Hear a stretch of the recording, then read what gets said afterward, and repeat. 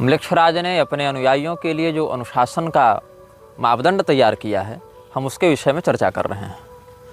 अनुशासन संख्या 7 का यह कहना है, आप अपने कर्ज सदैव चुकाएंगे। अपने कर्ज चुकाएंगे, इससे तात्पर्य केवल आर्थिक कर्ज नहीं है। जैसे कोई बैंक अपने ग्राहक को लोन देती है और उस ग्राहक से उसके बदले सूद लेती है, तो ये एक प्रकार का आर्थिक विनिमय हो गया, कर्ज का आदान प्रदान हो गया।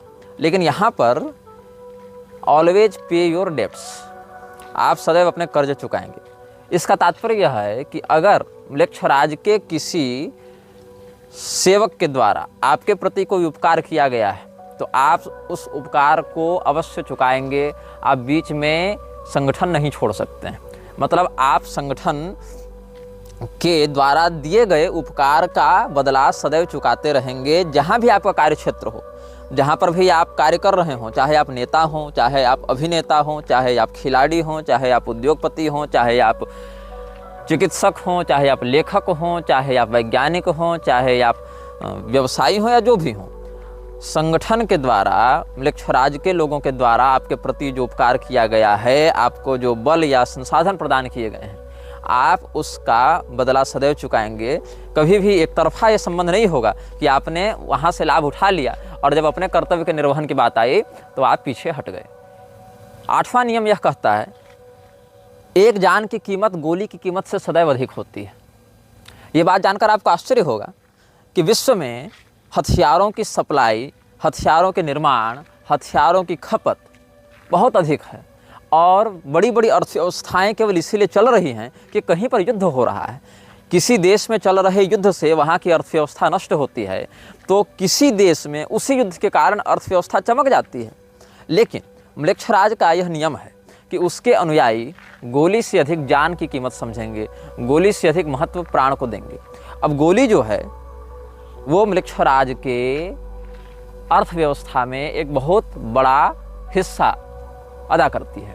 गोली के कारण, हथियारों के कारण, मिसाइल के कारण, बम बारूद के कारण म्लेच्छराज की अर्थव्यवस्था बहुत ऊपर जाती है और साथ ही साथ विश्व की जनसंख्या उससे संतुलित रहती है। तो म्लेच्छराज को अपने मानसिक गुलामों के ऊपर नियंत्रण करने में बड़ी सुविधा रहती है। लेकिन इसका जो नियम है कि गोली की कीमत जान की कीमत से सदैव कम रहेगी, ये नियम उसके सेवकों के ऊपर बहुत महत्वपूर्ण रूप से लागू होता है, ताकि केवल वो लोग मरें जो म्लेच्छराज के प्रति पूर्णतया समर्पित नहीं है। क्योंकि अगर अपने ही गुलाम मर जाएंगे तो काम कौन करेगा?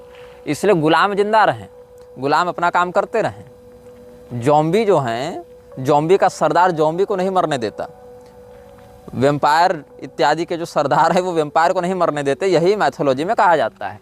लेकिन ये बात यहाँ भी लागू होती है कि गुलाम अगर मर जाएंगे तो हमारे अभियान को आगे बढ़ाएगा कौन? हमको मैन पावर कहाँ से मिलेगा? इसीलिए लोग मरें, लेकिन मरने वालों में हमारे गुलाम ना हों। हमारे गुलामों की जान की कीमत गोली की कीमत से सदैव ज़्यादा रहेगी। इसीलिए जहाँ बड़े बड़े युद्ध हो रहे हों, वहाँ मरने वाले लोग या तो म्लेच्छराज के संगठन में, म्लेच्छराज के दल में बहुत निम्न स्तर के लोग हैं जिनके मरने से म्लेच्छराज की सत्ता को प्रभाव नहीं पड़ता, या फिर ये वो लोग हैं जिनको जिंदा रखकर अब म्लेच्छराज को कोई लाभ नहीं होगा।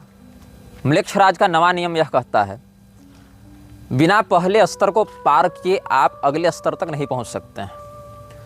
आपको जो काम करने के लिए कहा गया है, यदि आप उस काम में असफल होते हैं तो आप उसी स्तर में फंसे रह जाएंगे। जैसे कि किसी भी सत्ता के लिए अलग अलग स्तर होते हैं। जैसे कि नेतागिरी में भी स्तर है, मुखिया है, सरपंच है, उसके ऊपर आप नगर पंचायत या जिला परिषद देख लीजिए, उसके ऊपर सांसद है, विधायक सांसद देख लीजिए, उसके ऊपर प्रधानमंत्री, मुख्यमंत्री इत्यादि हैं।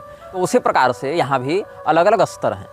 और फ्रीमेसन्स में भी 33 स्तरों की बात कही जाती है और फ्रीमेसन्स भी काउंसिल ऑफ 17 का एक हिस्सा है। फ्रीमेसन्स हो, इल्यूमिनाती हो या बोन एंड स्कल्स हो, ये सब अलग अलग जो अनुभाग चल रहे हैं म्लेच्छराज के, ये सभी काउंसिल ऑफ 17 का ही हिस्सा है। काउंसिल ऑफ 17 में 15 संस्थाएं हैं और जो 2 हैं वो आर्द्रम्लेच्छ और अनाम्लेच्छ हैं। जो मतलब जैसा कि मैंने आपको पिछले अनुभाग में बताया था, एक ही शरीर में रहने वाली 2 शक्तियां हैं, आर्द्रम्लेच्छ और उसका नियंत्रक अनाम्लेच्छ। तो ये 16 लोग जो 17वें के साथ युक्त हैं, उनमें 15 तो संगठन के नायक हैं, एक उनका भी नायक है और उसके अंदर जो 17वां है वो इन समस्त लोगों को शैतानी ऊर्जा प्रदान करने वाला तत्व है।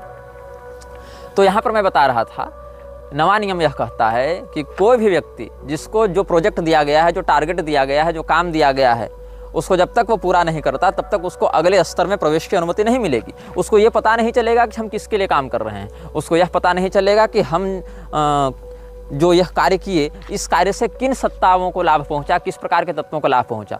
हो सकता है आपको लग रहा है नेतागिरी में कि हमने ये कॉरिडोर बनवा दिया, ये प्रोजेक्ट कर दिया, ये पुल बनवा दिया, ये फैक्ट्री लगवा दी, तो इससे हमारे सीनियर नेता को लाभ हुआ, लेकिन उसके ऊपर जो बैठा है उस तक आप नहीं पहुंच सकते। जैसे किसी गेम में एक लेवल पार करने के बाद दूसरा लेवल अनलॉक होता है और उसके बाद आपको पता चलता है कि आगे की कहानी क्या है या आगे की प्रणाली क्या है, वैसे ही यहाँ पर समझना चाहिए कि एक स्तर के कार्यों को बिना पूरा किए हुए आप ऊपर के अधिकारियों से नहीं मिल सकते और ऊपर के अधिकारियों की वास्तविकता को नहीं जान सकते हैं। 10वां नियम यह कहता है कि आप कभी भी अपने जीवन के निर्णयों से म्लेच्छराज की सत्ता को प्रभावित नहीं करेंगे नकारात्मक रूप से।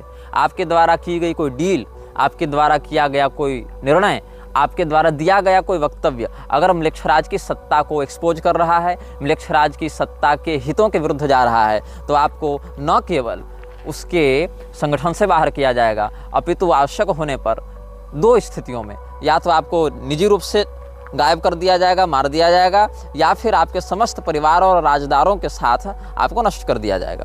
तात्पर्य यह है कि यदि आप किसी विषय में कंप्रोमाइज़ कर रहे हैं, किसी विषय में निर्णय ले रहे हैं और वो निर्णय आपके उच्चाधिकारियों के संज्ञान के बिना है, तो आप इस बात को सुनिश्चित करें, यदि जिंदा रहना चाहते हैं तो, कि आपके द्वारा लिए गए निर्णय से आपके उच्चाधिकारी नकारात्मक रूप से प्रभावित नहीं हो। म्लेच्छराज के 11वें नियम को कहते हैं मंदिर का नियम। इस नियम को इसने वेदों से चुराया है। वेदों में एक सिद्धांत है, देहो देवालय प्रोक्तो जीवो नाम सदाशिवः त्यजेत ज्ञान निर्माल्यम सोहम भावेन पूजयेत। तात्पर्य क्या है? हमारा शरीर ही मंदिर है और उसमें रहने वाला जीवात्मा ही परमात्मा का स्वरूप है। इसीलिए शरीर रूपी मंदिर में रहने वाले चेतन रूपी देवता की हम आराधना करते हैं और अपने अज्ञान को ही निर्माल्य समझकर उसका विसर्जन करते हैं, ज्ञान को ही उपलब्धि मानकर स्वीकार करते हैं।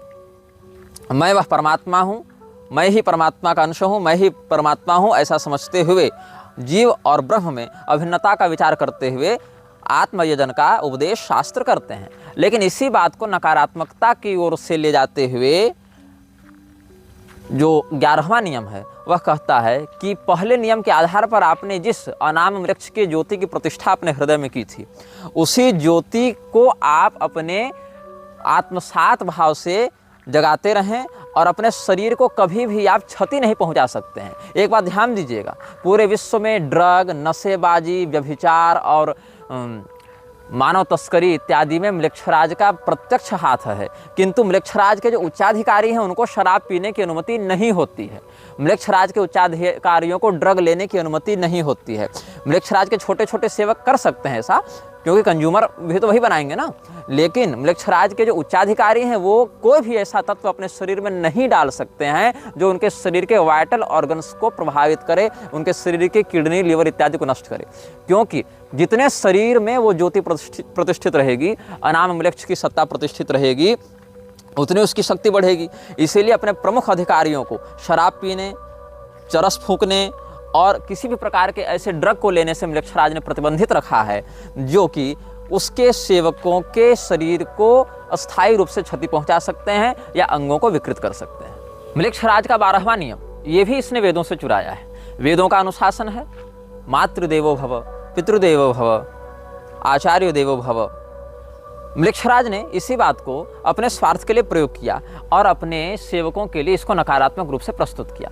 म्लेच्छराज का यह कहना है कि जो व्यक्ति अपने माता पिता के प्रति वफादार होता है, माता पिता के प्रति निष्ठा रखता है, वही व्यक्ति म्लेच्छराज का सच्चा सेवक भी बन सकता है। आपको आश्चर्य होगा जानकर कि कैसे। अगर कोई व्यक्ति अपने माता पिता से बहुत प्रेम करता है, अपने माता पिता की बात मानता है, तो इस बात से यह भी साबित होता है, यह बात भी सिद्ध हो जाती है कि वो व्यक्ति कभी भी कोई ऐसा कृत्य नहीं करेगा जिससे उसके माता पिता दुखी हों, उसके माता पिता रुष्ट हों, उसके माता पिता की सुरक्षा पर कोई नकारात्मक प्रभाव पड़े।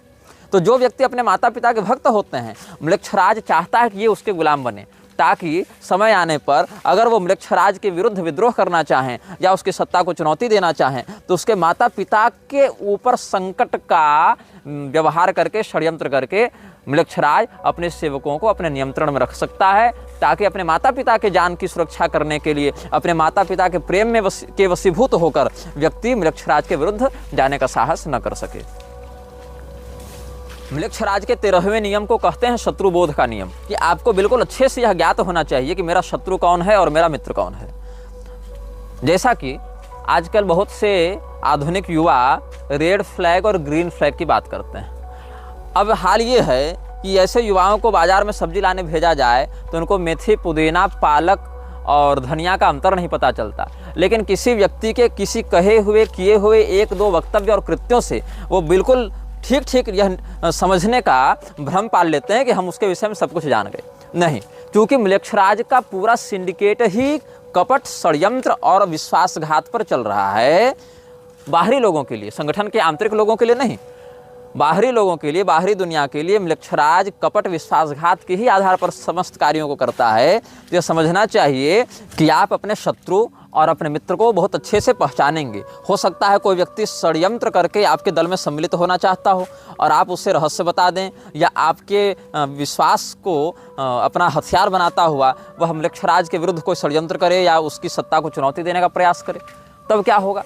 तो हमारे गुलामों के माध्यम से हमारी सत्ता बढ़ती रहे, बिगड़े नहीं, इसके लिए उसके गुलाम सदैव सतर्कतापूर्वक अपने वास्तविक मित्र और वास्तविक शत्रु का चिंतन करते रहते हैं। ये म्लेच्छराज का एक और नियम हमने आपके समक्ष बताया। म्लेच्छराज का 14वां नियम है सीमा का नियम। आपको अपनी औकात पता होनी चाहिए, आपको अपना पोटेंशियल पता होना चाहिए, आपको पता होना चाहिए कि आप किस किस काम में अच्छे हैं। जिस काम में अच्छे हैं केवल वही करने की अनुमति है। एक्सपेरिमेंट नहीं करना है कि हम ये काम करके देखते हैं, हम ये काम करके प्रयास करते हैं। म्लेच्छराज के अभियान में एक्सपेरिमेंट की अनुमति नहीं है, वहाँ परिणाम की निश्चितता होनी चाहिए। हम जो कर रहे हैं उससे हमारे अभियान में क्या परिणाम प्राप्त होगा ये शोध का विषय नहीं होना चाहिए। जब आप समाज में किसी हथियार को लॉन्च करेंगे, जब आप समाज में किसी महामारी को लॉन्च करेंगे, जब आप समाज में किसी प्रकार के व्यवस्था को लागू करेंगे तो उस बात का परीक्षण करने के लिए लागू नहीं करेंगे, परिणाम की प्राप्ति को होने के लिए लागू करेंगे। यही 14वां नियम है जो कहता है सीमा का नियम। सीमा का नियम मतलब आपको अपनी लिमिट पता होनी चाहिए, आपको अपना सामर्थ्य और अपनी कमजोरी का बिल्कुल स्पष्ट बोध होना चाहिए। म्लेच्छराज का 15वां नियम यह कहता है आप अपने नायक को प्रतिस्थापित नहीं कर सकते हैं। There would be only one and only one boss. इसका अर्थ है कि म्लेच्छराज का कोई उत्तराधिकारी नहीं होगा। म्लेच्छराज का कोई चयन नहीं कर सकता है कि चलो काउंसिल ऑफ 17 में आज हम इसको बना दिए, 5 साल के बाद इसको बना दिए, उसको बना दिए। बिल्कुल नहीं, ये प्रतिबंधित है। वहाँ पर इस प्रकार की दावेदारी नहीं हो सकती है कि अभी वाला म्लेच्छराज जो है आर्धम्लेच्छ, उसको प्रतिस्थापित कर दें और उसके जगह हम उसी काउंसिल से किसी दूसरे नेता को उठाकर खड़ा कर दें। ऐसा बिल्कुल नहीं हो सकता है। म्लेच्छराज के यहाँ वोटिंग का कोई सिस्टम नहीं है, कोई व्यवस्था नहीं है। म्लेच्छराज इस बात को बिल्कुल स्पष्टता से कहता है कि आप किसको अपना नायक मानते हैं और उस नायक के प्रति आप वफादार बने रहें, और निश्चित ही वो स्वयं को ही सर्वश्रेष्ठ नायक के रूप में ख्यापित करता है। यहाँ तक कि म्लेच्छराज 2 प्रकार के विकल्प देता है, या तो आप ईश्वर को अपना सर्वस्व माने या तो पैसे को। यदि आप ईश्वर को अपना सर्वस्व मानते हैं तो इसका अर्थ है कि आप म्लेच्छराज के संगठन में प्रवेश पाने योग्य नहीं हैं। यदि आप पैसे को अपना सर्वस्व मानते हैं तो म्लेच्छराज आपको इतना कुछ दे देगा जिसकी आपने कभी कल्पना भी नहीं की होगी। 16वां नियम पलायन का नियम है। पलायन का नियम यह कहता है कि आप भागने से डरेंगे नहीं। ये एक विचित्र बात है, क्योंकि आमतौर पर अच्छा उसको माना जाता है जो भागे नहीं, परिस्थितियों का डटकर सामना करे। लेकिन म्लेच्छराज का 16वां नियम है पलायन का नियम। आपको बिल्कुल पता होना चाहिए कि कहाँ पर भागना फायदेमंद है, कहाँ पर कदम पीछे खींचना फायदेमंद है, कहाँ पर बने रहने से आपको क्षति होगी। इसीलिए आप परिस्थितियों से भागने के लिए सदैव तैयार रहें। लड़ने के लिए तो तैयार हैं, ठीक है, लेकिन प्रयास करें कि यदि अपने आप को छिपाकर, अपने आप को भगाकर अगर स्थिति को अपने अनुकूल किया जा सकता है तो केवल ज़्यादा ड्रामेबाजी, डायलॉगबाजी, होशियारी, हीरोगिरी दिखाने के चक्कर में काम न करें। वहाँ से पलायन कर जाएं, छिप जाएं और अपने रूप को छिपा लें ताकि आपकी वास्तविकता समाज के सामने न आए। 17वां नियम है अच्छाई का नियम। Everything good is not always good for you. Mlechchhraj का 17वां नियम है अच्छाई का नियम। हो सकता है बाकियों के लिए वो चीज़ बहुत अच्छी हो, लेकिन आपको ध्यान में रखना है कि हर अच्छी चीज़ आपके लिए अच्छी नहीं होती। दवाइयाँ तो बहुत सी हैं, हर दवाई हर मरीज के लिए नहीं होती। भोजन हर प्रकार के उपलब्ध हैं, हर प्रकार का भोजन हर प्रकार के उपभोक्ता के लिए सही नहीं होता। तो ये समझना बहुत आवश्यक है कि संसार में जितनी भी अच्छी चीज़ें हैं, आवश्यक नहीं कि सब आपके लिए भी अच्छी हों। इसीलिए मृक्षराज का 17वां नियम यह कहता है कि कभी भी बाहरी अच्छाई की देखा देखी में निर्णय न लें, उसमें हितों का ध्यान रखना सीखें। मृक्षराज का 18वां नियम यह कहता है, आपके हृदय में अनाम मृक्ष की जो ज्योति प्रतिष्ठापित की गई थी पहले नियम के आधार पर, आप उसको बेच नहीं सकते, क्योंकि आपने अपनी आत्मा बेच दी है अनाम मृक्ष को। अब आप उसका पुनः विक्रय नहीं कर सकते हैं, साथ ही आप उसको स्थानांतरित नहीं कर सकते हैं। जो व्यक्ति मृक्षराज का सेवक होता है, ये बात ध्यान में रखता है, अपने बेटे को भी वह ज्योति स्थानांतरित नहीं कर सकता। The flame of soul can't be sold और कांट बी ट्रांसफर्ड। वो जो ज्योति स्थापित करता है, जैसा कि मैंने कल आपको बताया था पिछले अनुभाग में कि असुर राजाओं ने अनाम मृक्ष और आर्द्र मृक्ष के स्तर प्रारूप के लिए बच्चों का बलिदान देना प्रारंभ किया था, अग्निकुंड में डालकर। बाल वर्शिप करके भी एक ऐसा ही रिचुअल यहूदियों में देखा जाता है, जहाँ पर बच्चे को इस प्रकार से बलिदान दे देते हैं। और बाल वर्शिप बहुत गुप्त रूप से किया जाता है, जिसकी कई बार संकेत के रूप में झलक समाचार पत्रों में या सोशल मीडिया इत्यादि पर भी प्राप्त हो जाती है। तो यह समझना आवश्यक है कि आपके हृदय में जो अनाम मृक्ष की ज्योति है वो स्थानांतरित नहीं की जा सकती, हर व्यक्ति के लिए व्यक्तिगत होती है। उसको संपत्ति के आधार पर वसीयत में नहीं डाला जा सकता, उसके माध्यम से। और ये भी नहीं कि आप विसर्जित कर सकते हैं, क्योंकि उससे आपकी चेतना जुड़ी हुई है। यदि आप उसको विसर्जित करेंगे तो आपकी आत्मा को भी शरीर से बाहर निकलना पड़ेगा। ये नहीं कि हमने ज्योति निकाल दी और हम आत्मा को अपने शरीर में धारण किए हुए हैं, ऐसा नहीं हो सकता है। वो दोनों की संयुक्त प्रतिष्ठा होती है। यदि आप में उस ज्योति की सुरक्षा करने का साहस नहीं है, उस ज्योति की सुरक्षा करने का सामर्थ्य नहीं है, तो धीरे धीरे वह ज्योति आपको नष्ट कर देती है। अर्थात जैसे आप किसी गाड़ी में बैठे हुए हैं और गाड़ी का नियंत्रण कर रहे हैं, लेकिन अगर गाड़ी से आपका नियंत्रण चला जाए तो वो गाड़ी स्वयं को भी नष्ट कर लेती है और आपको भी नष्ट कर देती है। उसी प्रकार से हृदय में जो अनाम मृक्ष की ज्योति जलती है, जब द फ्लेम ऑफ सोल जो उसने स्थापित किया हुआ है, वह जो अग्नि ज्वाला है, उस अग्नि ज्वाला को यदि आप नियंत्रित नहीं करते हैं तो अग्नि ज्वाला आपको नियंत्रित करते हुए मानसिक रूप से पागल कर देती है और विनष्ट कर देती है। 19वां नियम यह कहता है, the talks of house remain in the house. Council में जो बात होगी वो काउंसिल में ही रहेगी। किसी भी सार्वजनिक समाचार पत्र में, किसी भी मीडिया चैनल में, किसी भी प्रकार के प्रसारण संबंधी व्यवस्था में उसको सार्वजनिक नहीं किया जाएगा। यदि आप उस बात को सार्वजनिक करते हैं किसी ऐसे व्यक्ति के सामने जो काउंसिल का सदस्य नहीं है, किसी ऐसे व्यक्ति के सामने जो उस ज्योति को धारण नहीं करता है, जो ज्योति धारक नहीं है, तो भी आपको मार दिया जाएगा। मतलब जो भी घटनाएं, जो भी निर्णय, जो भी परियोजनाएं काउंसिल की बैठक में चर्चित होंगी, निर्णीत होंगी, वो केवल और केवल काउंसिल सदस्य ही जान सकते हैं। वही व्यक्ति जान सकता है जिसने अनाम मृक्ष की ज्योति की प्रतिष्ठा अपने हृदय में की है। 20वां नियम है उद्देश्य का नियम। कभी भी अनाम मृक्ष की ज्योति का धारक अपने लिए किसी भी चीज की वैयक्तिक कामना अनाम वृक्ष के विरुद्ध जाते हुए नहीं कर सकता है। मृक्षराज के उद्देश्य को पूर्ण करना ही उसके जीवन का, उसके कृत्य का अंतिम और सर्वोच्च लक्ष्य होना चाहिए। वो प्रसिद्धि की चाह में, पैसे की चाह में या समाज में प्रतिष्ठा की चाह में अनाम वृक्ष के विरुद्ध नहीं जा सकता है और अनाम वृक्ष के अभियान को खतरे में नहीं डाल सकता है। You will not seek for your name and fame, you will always seek for Mrikshraj success in his missions. यह वीडियो जल्द ही हटा दिया जा सकता है। कृपया थर्ड पार्टी ऐप्स का उपयोग करके डाउनलोड करें। आप इस वीडियो को अपने चैनल पर फिर से अपलोड भी कर सकते हैं।